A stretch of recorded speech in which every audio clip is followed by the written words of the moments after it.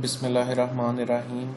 आज का जो हमारा लेक्चर है इसके अंदर हम लोग जो टॉपिक्स कवर करेंगे काफ़ी ज़्यादा इम्पॉर्टेंट हैं। सबसे पहला टॉपिक है हमारा कंपाउंड कंडीशन, उसके बाद लॉजिकल ऑपरेटर्स, और लॉजिकल ऑपरेटर्स को एक्सप्लेन करने के लिए मैं प्रोग्राम 5.16, 17 और 18 इस्तेमाल करूँगा। तो सबसे पहले आ जाते हैं कि जी कंपाउंड कंडीशन जो है वो क्या चीज़ है। अब तक हम लोगों ने जितने भी कंडीशनल स्ट्रक्चर इस्तेमाल किए, हम लोगों ने इफ़ स्ट्रक्चर इस्तेमाल किया, हम लोगों ने इफ़ एल्स इस्तेमाल किया, और उसके बाद हमने इफ़ एल्स इफ़ इस्तेमाल किया। ठीक है, फिर हम लोगों ने नेस्टेड इफ़ भी देखी। इन सभी के सभी कंडीशनल स्ट्रक्चर्स के अंदर हम एक कंडीशन इस्तेमाल करते थे और उस एक कंडीशन की बेस के ऊपर अपना डिसीजन जो करते थे कि आया इसके बाद मौजूद स्टेटमेंट जो है, यानी कि इस कंडीशन के बाद मौजूद स्टेटमेंट जो है एग्जीक्यूट होगी या नहीं होगी। जबकि कंपाउंड कंडीशन के अंदर हम एक से ज़्यादा कंडीशंस को कंबाइन कर देते हैं और कंबाइन करने के बाद उनका कंबाइन इफेक्ट जो है वो चेक करते हैं कि आया इनका कंबाइन इफेक्ट ट्रू है या फिर फॉल्स है। तो उनका कंबाइन इफेक्ट जो हमारे पास बनता है उसी की बेस के ऊपर हम इस बात का डिसीजन लेते हैं कि इसके बाद मौजूद स्टेटमेंट जो है उसे एग्जीक्यूट करना है या नहीं करना।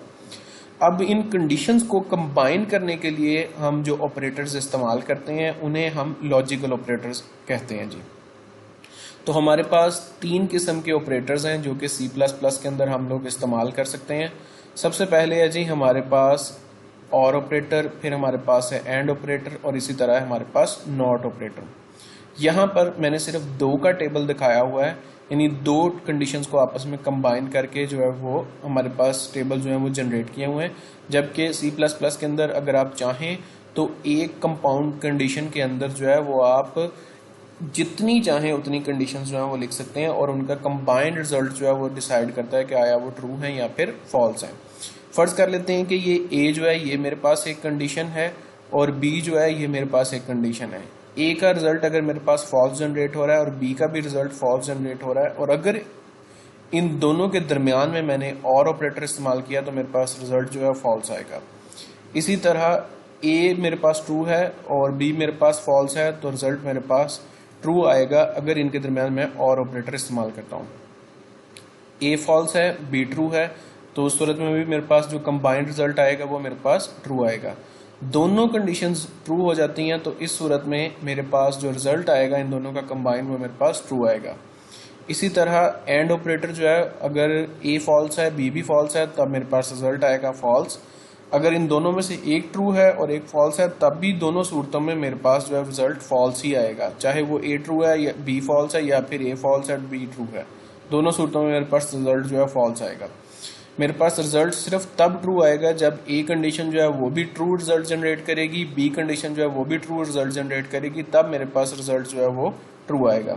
जबकि नॉट ऑपरेटर में क्या होता है कि हमारे पास जो भी रिजल्ट जनरेट हो रहा होता है जस्ट हम उसे चेंज कर देते हैं, यानी कि उसके उल्ट कर देते हैं। ठीक है, अगर हमारे पास रिजल्ट फॉल्स जनरेट हो रहा है तो हम उसे ट्रू कर देते हैं, और अगर ट्रू जनरेट हो रहा है तो हम उसे फॉल्स कर देते हैं। ठीक है, तो अब इसका रिलेटेड एक प्रोग्राम देखते हैं तो उससे ये आप लोगों के लिए और भी ज़्यादा आसान हो जाएगा इसे समझना। सबसे पहले मैं प्रोग्राम 5.16 इस्तेमाल कर रहा हूँ। तो प्रोग्राम के अंदर लॉजिकल ऑपरेटर किस तरह से इस्तेमाल किए जाते हैं C++ के अंदर वो भी देख लेते हैं।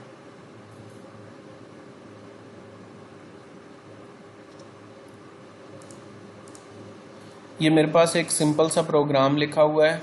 ठीक है, write a program that inputs 3 numbers and display the maximum number by using the logical operator.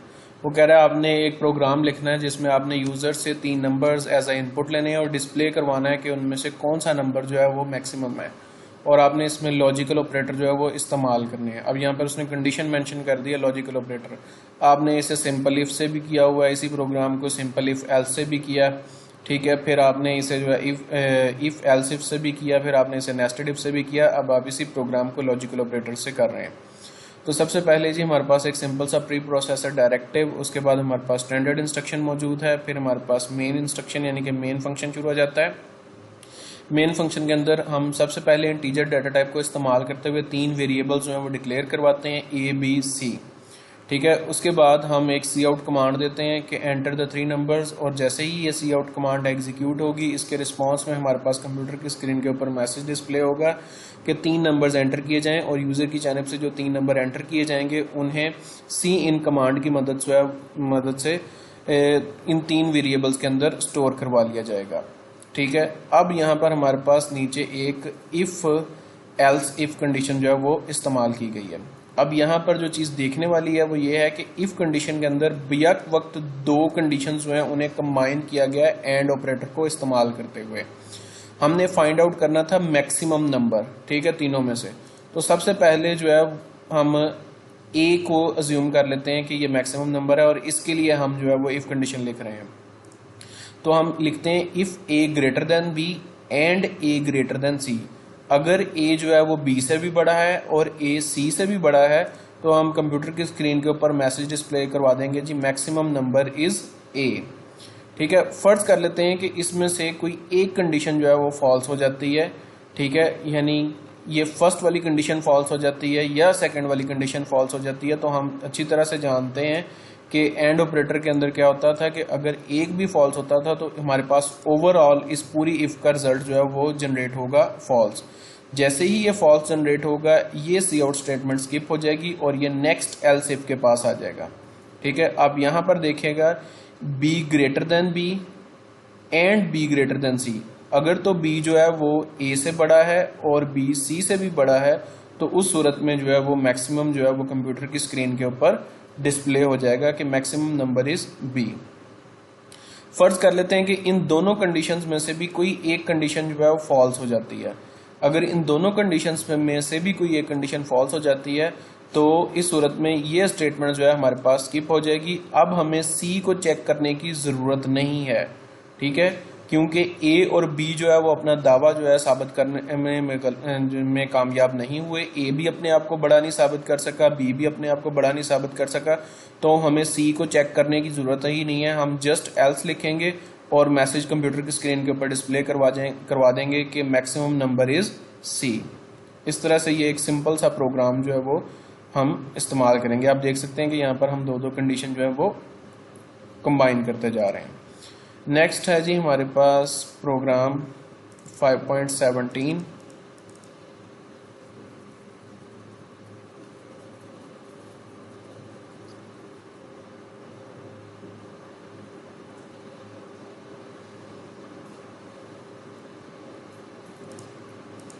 अच्छा जी, write a program that inputs a character and display whether it is vowel और नॉट। वो कहता है कि जी आपने एक ऐसा प्रोग्राम लिखना है जिसमें आपने यूजर से इनपुट लेनी है और कंप्यूटर की स्क्रीन के ऊपर डिस्प्ले करवाना है कि आया यूजर की जानिब से जो करेक्टर एंटर किया गया वो वॉवल है या नहीं है। पहले तो वॉवल हरूफ के बारे में बता दूं कि जी हमारे पास जो अल्फ़ाबेट्स हैं उसमें से जो वॉवल हरूफ हैं ए ई आई ओ यू, ये तकरीबन 5 के करीब जो है बनते हैं। ठीक है, तो अब हमने वॉवल चेक करने के लिए जो है वो यहाँ पर इफ कंडीशन जो है वो लिखी हुई हैं। तो सबसे पहले जी हमारे पास एक सिंपल सा प्री प्रोसेसर डायरेक्टिव है, उसके बाद हमारे पास एक स्टैंडर्ड इंस्ट्रक्शन मौजूद है, फिर हमारे पास मेन फंक्शन मौजूद है, और मेन फंक्शन के अंदर हम लोगों ने करेक्टर डाटा टाइप को इस्तेमाल करते हुए एक वेरिएबल बनाया CH। ठीक है, अब हमने करेक्टर डाटा टाइप इस्तेमाल किया तो इसके अंदर जो भी डाटा यूजर की जानिब से एंटर किया जाएगा उसे करेक्टर ही कंसिडर किया जाएगा। उसके बाद हम एक सी आउट मैसेज कंप्यूटर यूजर को देते हैं कि एंटर एनी करेक्टर। यूजर से कहते हैं कि कोई सा भी करेक्टर एंटर करे, और इस स्टेटमेंट को पढ़ने के बाद यूजर जो है वो किसी किस्म का कोई करेक्टर एंटर करता है। ठीक है, हम अज्यूम कर लेते हैं कि यूजर ने करेक्टर के अंदर जो वैल्यू एंटर की है वो हमारे पास है जी O। ठीक है, यूजर ने O एंटर किया है। अब हमें नहीं पता कि यूजर जो है वो लोअर केस के अंदर O एंटर करेगा या फिर अपर केस के अंदर एंटर करेगा। तो इसका मतलब है कि जो हम इफ कंडीशन लिखेंगे वो हमने लोअर केस और अपर केस दोनों को ध्यान में रखते हुए लिखनी है। तो सबसे पहले हम लिखते हैं जी इफ कंडीशन। अब आप देख सकते हैं कि इस एक इफ कंडीशन के अंदर तकरीबन 1 2 3 4 5 6 7 8 9 10 कंडीशंस को कंबाइन किया गया इस इफ कंडीशन के अंदर, यानी कि इसे कंपाउंड कंडीशन बना दिया गया। अब क्योंकि ये और ऑपरेटर दरमियान में इस्तेमाल हुआ है, अब और ऑपरेटर इसमें से इस्तेमाल हुआ तो इसका मतलब है कि ये अगर सारी की सारी फॉल्स हो जाएंगी उस सूरत में हमारे पास ये वाली सी आउट स्टेटमेंट जो है स्किप होगी। अगर इसमें से एक भी कंडीशन ट्रू हो जाती है तो इसका जो कंबाइंड रिजल्ट जो है वो जनरेट होगा ट्रू, जिसकी वजह से हमारे पास ये स्टेटमेंट एग्जीक्यूट हो जाएगी और कंप्यूटर की स्क्रीन के ऊपर मैसेज डिस्प्ले होगा यू एंटर्ड अ वॉवल। तो आप देखते हैं कि अगर जो है सी एच के नाम के वेरिएबल के अंदर ओ मौजूद है, सबसे पहले वो इसे इसके साथ कंपेयर करेगा कि आया सी एच जो है वो इक्वल है ए कैपिटल के, नहीं इक्वल, फॉल्स हो गया। फिर इसके साथ कंपेयर करेगा आया इसके इक्वल है या नहीं, ये भी फॉल्स हो गया। इसके साथ कंपेयर करेगा, ये भी फॉल्स हो जाएगा। ई के साथ, ई जो है वो लोअर केस वाले के साथ करेगा, इसी तरह आई कैपिटल वाले के साथ करेगा, आई लोअर केस वाले के साथ करेगा। यहाँ पे आके जो है सिर्फ उसके पास रिजल्ट जो है वो ट्रू जनरेट हो रहा है। बाकी थ्रू आउट आप देख सकते हैं कि पीछे उसके पास जितना भी रिजल्ट जनरेट हो रहा है वो सारे का सारा फॉल्स ही जनरेट हो रहा है। अब अगर यहाँ पर रिजल्ट ट्रू जनरेट हो गया है, सॉरी यहाँ पर ये तो ये कैपिटल है, ये नेक्स्ट वाले पे आके ट्रू जनरेट होगा। यहाँ पे अगर रिजल्ट जो है ट्रू जनरेट हो गया तो इससे आगे जो कंडीशंस मौजूद हैं उसे कंपाइलर चेक नहीं करेगा। क्यों चेक नहीं करेगा? क्योंकि दरमियान में और ऑपरेटर इस्तेमाल हुआ है, ये ट्रू होती हैं या फॉल्स होती हैं इस बात से कोई फर्क नहीं पड़ता। एक ट्रू आ गया तो इसका मतलब है कि ओवरऑल रिजल्ट जो है वो ट्रू जनरेट होगा। जैसे ही ये रिजल्ट ट्रू जनरेट होगा उसके फौरन बाद ये स्टेटमेंट एग्जीक्यूट हो जाएगी और कंप्यूटर की स्क्रीन के ऊपर मैसेज डिस्प्ले होगा यू एंटर्ड अ वॉवल। अगर इनमें से कोई भी कंडीशन जो है वो ट्रू नहीं होती, यानी करैक्टर के अंदर जो वैल्यू एंटर की जाती है इस वेरिएबल के अंदर वो इनमें से किसी के भी बराबर नहीं है, तो उस सूरत में ये इफ कंडीशन फॉल्स हो जाएगी, यानी कि सारी की सारी कंडीशंस फॉल्स होंगी, तभी और ऑपरेटर की वजह से रिजल्ट जो है हमारे पास फॉल्स जनरेट होगा और ये स्टेटमेंट स्किप होगी और एल्स वाला हिस्सा जो है उसके नीचे मौजूद स्टेटमेंट जो है वो एग्जीक्यूट होगी, जिसमें हमने लिखा हुआ you did not enter a vowel. अब मैं इसे रन करके दिखाता हूँ और उसके बाद मैंने एक पॉइंट बताना है जो कि आप लोगों ने अक्सर बच्चों ने प्रोग्राम लिखते हुए गलत करना है। मैं पहले यू एंटर करता हूँ, यू एंटर्ड अ वॉवल, ठीक है। अब मैं इसके अंदर जी एंटर करूंगा,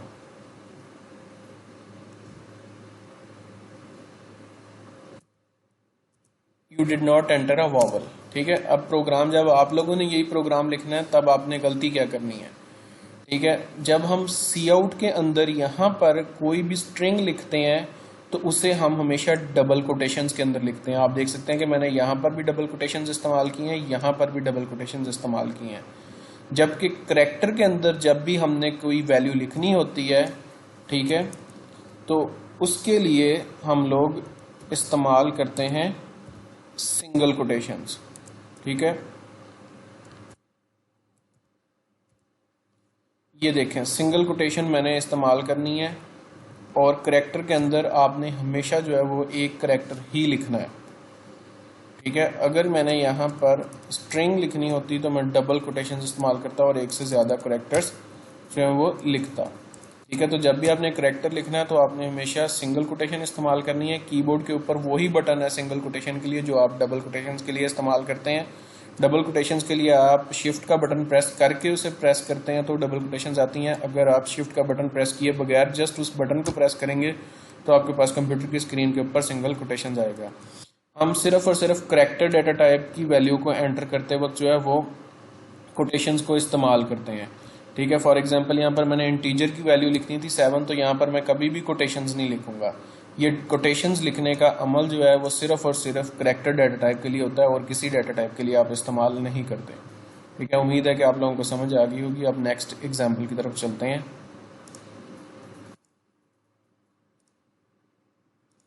नेक्स्ट है जी हमारे पास प्रोग्राम 5.18।